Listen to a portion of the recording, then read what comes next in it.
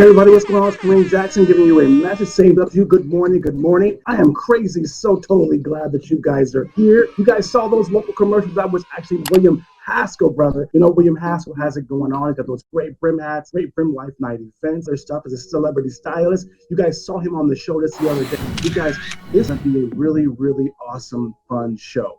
Today, we don't have any guests because this evening we actually been with the Kansas City Star, talking about what they're doing with the whole apology thing. But we thought that we would go ahead and give you guys some great insights and things like that and have a conversation. If you guys have noticed, from Senator Haley to all of these entrepreneurs, no one knows what the hell I'm talking about when I say the KC Star apologized. So this right here is exactly what the KC Star said, you guys. They said, today we are telling the story of a powerful local business that has done wrong. For 140 years, it's been one of the most influential forces in shaping Kansas City and the region. And yet, for much of its earlier history, though, through sins of both commission and omission, you guys, it's disenfranchised, ignored, and scorned generations of Black Kansascitians. It's reinforced Jim Crow laws and redlining decade after decade. It robbed the entire community. Dignity, justice, and recognition. This is the Kansas City Star. You guys, we are going to have this conversation today because there's two reasons. One is more Black folks in Kansas City need to see this and hear this. I know we hear a lot about diversity and inclusion, but an actual apology, America hasn't even done that to us yet. So the fact that the Kansas City Star and other publications and major media outlets have done the same thing, but for the Kansas City Star, which is Kansas City, which is one of the last states to free the slaves, Kansas City, Missouri, and Kansas, right? This is a big deal. Companies like mine years ago, Minority Success, that's why we were done. They took us through the ringers back then, the local media, the white local media, through the ringers. They didn't help us out. They didn't want to give us any hands up and help us do anything. They took us through the ringer. And to get this apology, as you've seen, it's triggered an entirely new situation for the entire company that we have. The apology triggered all kinds of people to support what we're doing, to reinvent and create the reboot of Minority Success, and to go ahead, you guys, and to give us some credibility saying, see, it was not us. It wasn't just us. It was really systems in place hurting us. And we were the first Black lifestyle magazine in Kansas City history. Represented 500 Black businesses that were inside the magazine, plus all the stylists, all the cover models, all of those from the community, and they did not. A lot of people have mixed emotions. This is a big deal. 140 years. This is a situation that a lot of Black companies out there, a lot of Black entrepreneurs, they're doing something wrong. But like they're the problem. But by Kansas City Star and others apologizing for 140 years, using systemic racism in the media, we've been battling against a false narrative, fake news branding for hundreds of years, specifically in Kansas City with this media, 140 years. And not only do they give fake news to it, even though you don't think that it affects you, when you go to rent a home, to open a business or get into business, if there's big serious press out there, either negative press saying that you're something that you're not, meaning a crook, negative, not good in business, if that's the case, and then all of a sudden you get an opportunity, it's hard for you to present that opportunity. Another reason is because a lot of Black folks understand, let me tell you this, it's not about that we couldn't get our businesses to advertise in those. It's also about that we couldn't promote our businesses, our events, our situations, anything. Forget the news. Realizing that we couldn't take advantage of in our own local newspaper for 140 years or so. And I'm not exactly about that now. We're talking about that because we want to hear from KC Star, first Brother Fanning himself, what's going on, what happened, and what they're trying to do. But we are believing like, no, I don't really care about the news as much as I care about the fact that we couldn't reach advertisers. We couldn't promote, especially now where white people do go to Black businesses. White people do go here and there. We've advertised in the Kansas City Star before, our business back in Kansas City before, but it wasn't cheap. And we had limousine companies and things that crossed over. We had Houseboys Estate Management. We had a limousine company called Casino Host Express, but our clients were white. But a lot of companies, that didn't happen for them. So despite the news and the being left out and then having the negative press, the third thing was the fact that we need to be able to advertise It's like online. And now the Kansas City Star has gotten a little woke right now. I'm hoping that they understand that there's Black advertisers that want to reach their readers, that deserve to reach their readers, that need to reach their readers, and not just about news and our subscriptions. It's about promoting your company to a diverse audience. And if you're Black, white folks are diverse. This is the brother I'm meeting with later. We're one of the folks that got hit by that issue that they were going through before, about how they treated. He wasn't there, it wasn't him. But it was a situation where it's connected so I could get some press. But ultimately what happens is, back in the day, if they had a Black person that was on Crime Stoppers or any things or different, editors they hit, they loved negative press on Black folks. They loved being able to pounce on Black folks that were doing something and then make it to where it's really, really negative. Of that. And we were victims of printing in town, all the different things that they did, as opposed to them actually going out and looking for stories, looking for content, and looking for Black businesses to help. It was the opposite before. You were more worried about them coming in and hurting your business, them trying to take, it was all about editorial, sweeps week, negative, fear mongering, and all that about Black folks. And of course, that narrative was that Black, all of these things that of course we now realize are not true. And we appreciate the apology. We've actually went further, you guys, and I want to say this to you. I want to tell them right now from us over here at Black Kansas City Magazine, formerly Minority Success, I want to say thank you, Kansas City Star. I want to say I accept your apology and I appreciate your apology. And I think that it's wonderful strides. It's a realization that we all need. And I want to say also too, now let's get to work. Let's go out here and really get to work, because this is what it's about, you guys. This is the time that we need to make up. These situations right here, you guys. This is the era that we're talking about. A lot of folks may not see what we see or may not feel what we feel, but understand this, is that when it comes down to it, it's a serious situation when people out there, Black folks especially, when they can't get the things that they want to be able to get, when you can't really get the things out of life that you want to be able to get, you can't do what you want to be able to do, you can't have what you want to be able to have because of the negative press and the things you're battling against. I want to just say that to you. I want to just really identify and really let you guys understand that when it comes down to it, it's very important what they said. Now, but I want you to hear this real quick, you guys. Today, we are telling the story of a powerful local business. For 140 years, it has been one of the most influential forces in shaping Kansas City and the region. And yet, for much of its early history, through sins of both commission and omission, it disenfranchised, ignored, and scorned generations of Black Kansascitians, forced Jim Crow laws and redlining. After early decade, it robbed an entire community of opportunity, dignity, justice, and recognition. This is the Kansas City Star. Say more. I feel it to be my moral obligation to express what is in the hearts and minds of the leadership and staff of an organization that is nearly as old as the city it loves and covers.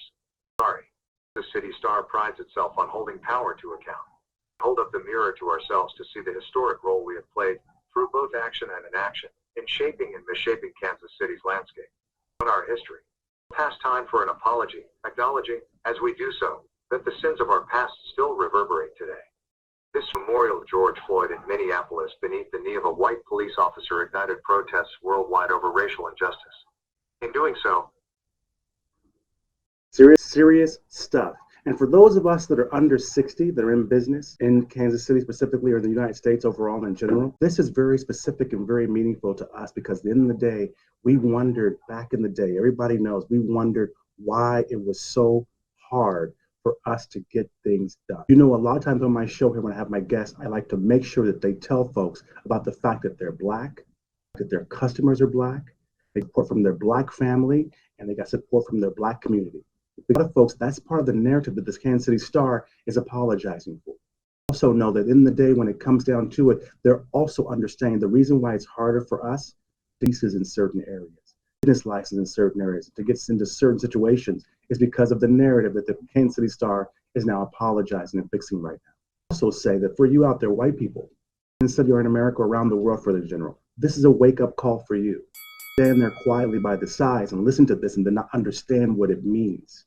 Say this to you directly. It's like Kansas City, white America in general, and that you may need to apologize for some things yourself too. And it really opens the door. Is refreshed. Us to really go forward and to move on and to talk about solutions and to talk about new stories. Realize that 2 generations ago, there was a whole lot different situation going on in Kansas City. Alive, the very racist plaza, J.C. Nichols Plaza. My left Kansas City in the 70s, 80s and raw because there was no opportunities for Black folks. He was So when you guys see black folks struggling in Kansas City, when you see the way that the inner city, Kansas City, Kansas, and Wyandotte, all these areas look, understand there's a reason why. And if you go ahead and you listen to what these guys are talking about, I bet you there's a dozen businesses in Kansas City that could take this exact same scenario from the Kansas City Star and apply it to their business. There's also cities like the Country Club Plaza that could say, you know what? Yeah, I lived in the Country Club Plaza, and I know I was one of the first blacks to ever live in my little apartment complex area that I lived in. So I want you to understand is that that's why they don't have the opportunities. And black folks out there, understand this. That's why your company struggle. That's why you feel that you can't move and things are difficult and things are hard. You know why? Because they were meant to be hard for you. Well, it's to look in with. Just a quick word from our sponsor. Oh, okay. Well, start your day with the go ahead. latest They local got news, sponsors, Joe. sports, weather, and more on your smart speaker. Go to kansascity.com/listen for more information. You can hear this there. Inside the Star, reporters and editors discussed how an honest examination of our own past might help us move forward. What started as a suggestion from reporter Mara Rose Williams quickly turned into a full-blown examination of the Star's coverage of race in the black community dating to our founding in 1880. Listen to this, Today, y'all. the Star presents a 6-part package. It is the result of a team of reporters who dug I'm deeply putting into this the here because I archives want of you the guys to Star hear and it. what was once its sister paper, the Kansas City Times. They poured over thousands of pages of digitized and microfilm stories, comparing the coverage to how those same events were covered in the black press, most notably by the Kansas City Call and the Kansas City Sun, each of which chronicled critical stories the white dailies ignored or gave short shrift. Our reporters searched court documents, archival collections, congressional testimony, minutes of meetings and digital databases. Periodically, researched, editors and reporters convened panels of scholars and community leaders to discuss the significant milestones of black. I want you to hear this. Understand something real quick is that when it comes down to it, guys like me, that's why I outsourced my company to Asia. Nor did I want to deal with the racism in Kansas City. My folks that we grew up abroad or outside of Kansas City because of Kansas City racism. Let me call out a few. The Haley family, David Haley, we were overseas together, our family. The Carters.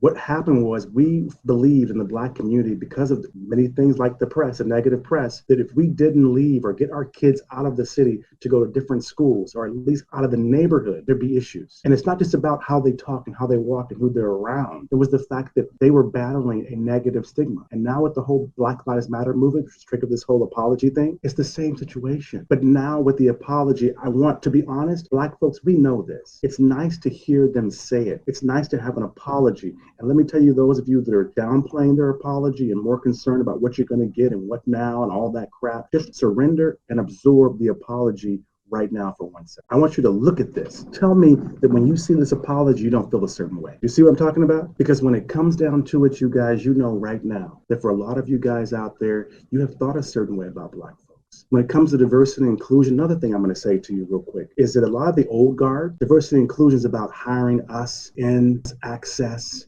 like that. No, it ain't. Part of it, I mean, that's a natural evolution. Truth of it is, and you guys can look at all of my videotapes, diversity equals profits. They proved it, Netflix proved it, T-Mobile's proved it, Football Association, American Baseball has proved it, the NFL has proved it.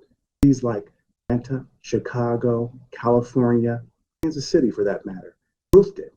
Truth of it is that you not having the diversity and keeping black folks out and being negative and not having now companies out there, that advertising companies, whether it's TV, whether it's KPRS or whoever, the Call, the Globe, they've made billions of dollars. You didn't make because you weren't diverse and you didn't have black news.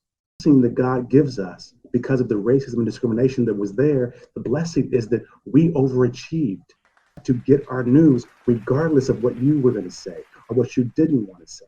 Is that right now, of course, they're rising and got the error of their ways, and now they want black folks to go and get subscriptions and to go and leverage and maybe give a few black folks jobs. But bigger than that, you bring buying power. Whether you subscribe or not, you bring advertising power. We own more businesses than the average white counterpart. And what happens is that we're so busy competing with white folks, especially in Kansas City, that we don't realize there's Mexicans in Kansas City, there's Asians, there's American Indians, there's Puerto Ricans, Cubans, Italians, Jews. I mean, there's tons of people. But the black community, you're number one in most minority groups. So while you're busy competing with white folks that have been free for 140 years, advertising the paper, they pretty much helped build the Nichols Plaza back in the day with all the advertising they gave to him, which is okay. But now that they're opening up and they're getting diverse, if you got a black subdivision, if you got a black rental property, a black business, you better call them because they have a market that is not about the news. We can fix that. We can grow. You can hire people. That's one thing. We own companies now. We's free niggas now. Now we want to be able to get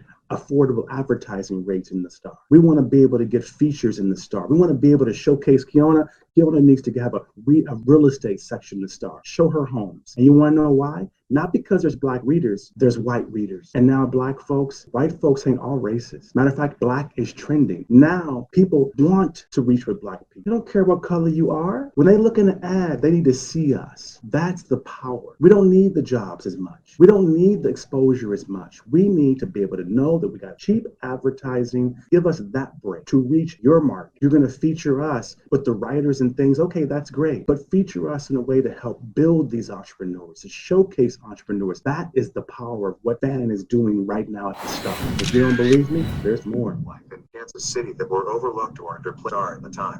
We sought some of those who lived through the events the project explored. They include victims of the 1977 flood and students, now long into adulthood, of the illegally segregated Kansas City public schools. Retired Star and Times reporters and editors, many of whom, along with other colleagues in their time, recognized institutional inertia and fought for greater racial inclusion. Reporters were frequently sickened by what they found. Decades of coverage that depicted black Kansas Citians as criminals living in a crime-laden world. They felt shame at what was missing. The achievements, aspirations, and milestones of an entire population routinely overlooked, as if black people were invisible. Reporters felt regret that the paper's historic coverage not only did a disservice to black Kansas Citians, but also to white readers deprived of the opportunity to understand the true richness black citizens brought to Kansas City. The important part, that part, is more valuable than any job they can give you, any subscriptions you can take out. The fact that they realize and understand that they deprive white folk. Think of all the football players, basketball players, musicians, businesses. The older guard, I understand that you see it as we didn't get exposure and we had to call them the Globe and that's our news. That's no different than the gay community. They're not publishing a whole lot of gay ads and articles either in the Star. But the gay community is not complaining about it. The issue was that we didn't get the access to give our own narratives to white people, and not just about editorial content and features and free press. I'm talking about paid press. I guarantee you that Nichols paid for that. That's why they promoted the hell out of him. He didn't ask for freebies. He paid for that. We were never even allowed to pay. But I bet you now when you see this, what in Kansas City, they'll have ads in the Kansas City Star. If you've got a business in your black community and you want to get out there and reach and cross over, whether it's a barbershop, whether it's a salon, whether it's a car dealership, whether it's teaching, consulting, photography, anything. The brim hats, white folks now, they all like that stuff. So there's whole generations of white people that the Star has also missed because they weren't giving what is now more commonly referred to as urban content. Now the black community, we don't need you to tell our stories and our history. We don't need that. We got the Globe and the Call. We got our own Black Kansas City magazine. What we want is to be able to get in there and promote our businesses, show our brands professionally, reach people that we never could reach before, and have that access. Because that is more importantly the part that was robbed of us before, is that we not only couldn't be shown in there, we couldn't even pay to be in. And that was my experience. Minority Success, we were thrown out of a couple of black publications offices back in the day when we were asking for help with our printing. The Kansas City Star, even though they had printers, they would never help us print. And they actually blocked printers in town for us. They didn't do it intentionally, I don't think. I think it was more of a situation where they didn't want the competition. But at the end of the day, now we realize you weren't even looking for black businesses. So I'll tell you this. I remember when Ingram's had its first features of black people in their magazine because of how we challenged them. And we got the Masterpiece Award in Ingram's. I remember that. It wasn't that long ago. And now when you look on LinkedIn or wherever, LinkedIn Live, Ingram's is very diverse. You got blacks and women all over the place. Didn't used to be that way. They didn't apologize, but they didn't used to be that way. And the same thing with the pitch, the same thing with Kansas City Magazine. I'm not calling you out. Back in the day, it wasn't just this. We were the first to be featured in a lot of situations. It's nice to see that they're showcasing the 18th and Vine Brewery guys. You see them all over the place. But now what's happening is the paper got boring. It wasn't complete. And now that the urban community is the coolest, hippest, funnest, that's where it's going on. So keep that in mind, you guys. What we need right now, we need the Star, which of course I'm sure they are, to help us get in to reach their market. That's what we need now. We don't need those jobs no more. A few, okay, maybe, but technically, they're going to do that anyway. That's a natural evolution. That's HR, that's diversity and inclusion. They're going to do that anyway. But us as Black owners, the KC Star, this situation they've got going on here, I'm going to read this to you again. They have got to go out there and help to create millionaires from Black folks. Give Black folks opportunities to be inside and market their companies within the Kansas City Star. That's not the case anymore. And I think more of them know that. I think that that's not an issue when it comes down to it. It's about them recognizing the error of their ways and being able to give us the opportunities.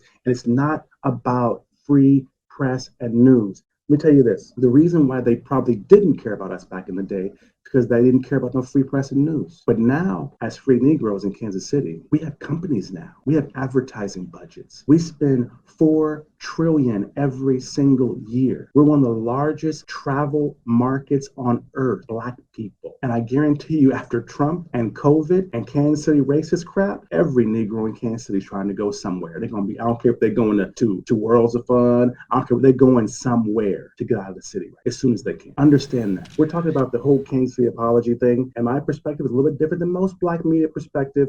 I really believe this is an opportunity for us. We need to go ahead and be allies. We want them to be allies with us. I believe that at the end of the day, when it comes down to it, this is what we've been really wanting to do. If you look at the historical situation here, you guys, we came from some serious stuff in Kansas City, y'all. No doubt about it. Serious stuff. I want to remind some folks, because a lot of times I see that we really forget from whence we came, what we were fighting for. And the fact of it is that them not including us in the Star, doing everything they didn't stop us from not lose a beat. We are number one around the world as a community, so do not feel bad. These historical pictures and things like that, it's been a while. It's serious. So I want to make sure that I tell the Kansas City Star from myself that thank you, Kansas City Star. All accepted. Now let's get to work. I'm going to tell you this, you guys.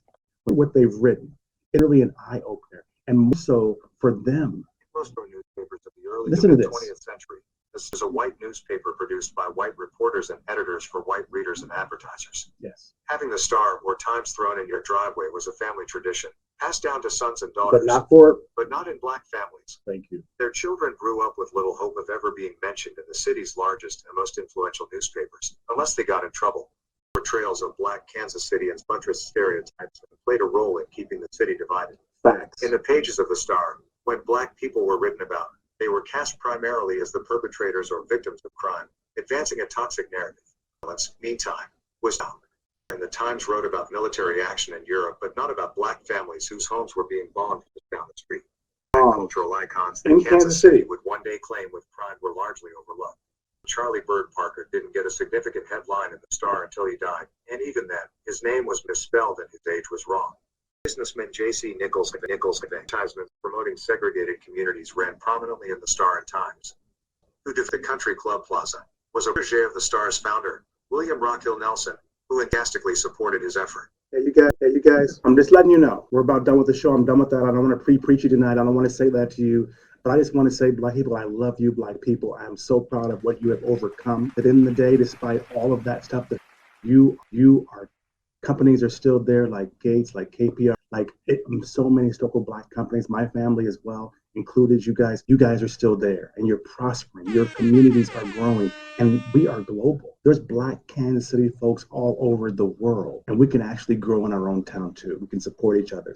I'm just going to let them finish this out and tell you about Civil Nichols. rights and skirmishes against desegregation dawn. This is The Kansas Star City and we're Times talking about. remained largely on the sideline. We don't need stories about these people. The editor at the time, Roy Roberts, reportedly said this was the same editor featured on the cover of Time magazine in 1948, who used to have his driver take him and a coterie of other white editors down to the Kansas City Club for highballs, cards, sauna, and roast beef sandwiches between deadlines. As much as this time shaped attitudes in the city, it was also shaped by them. Appalling and biased is how community members we met with described the newspaper's desegregation coverage. In particular, it was only a change in leadership in the 1960s that would alter the newspaper's course and launch the modern era.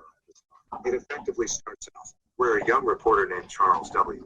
Joshua would send regular dispatches from the front lines of the civil rights struggle. The staff diversified. And then it becomes what they're into right now. So understand that when it comes down to it, you guys understand this, that when you are with someone out there, you're with a Black person, please understand that for them to even be next to you, for them to live next door to you, to be in the country club with you, to work next to you, even in McDonald's, Jollibee, I don't care where it is, you and them, they've had to go through a whole lot more than you. I don't mean turmoil. I don't mean racism. Honestly, forget the words. Life in general, things that everyone has to go through, but then that was added to them. They had to rebrand themselves. Every Black person knows this. We have to wear the suits and the ties and look dapper. And the reason why we do that is because we know that we have to rebrand ourselves to you. And I think that as more, what's happened now, we've become more of a stronger race of people because of the things we've had to overachieve. So now that the racism is being called out and awesome people like the Kansas City Star,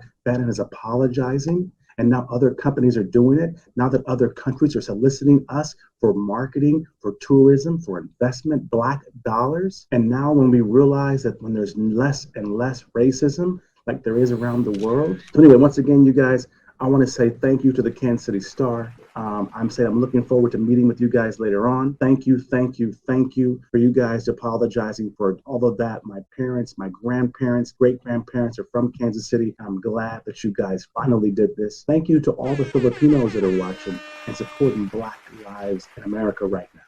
Guys, thank you very much, you guys, for that. I showed you a few of these pictures. Thank you very much to our ancestors, our family. Love you. Thank you. Live on the set, Kareem Jackson and the Buy Black Kansas City.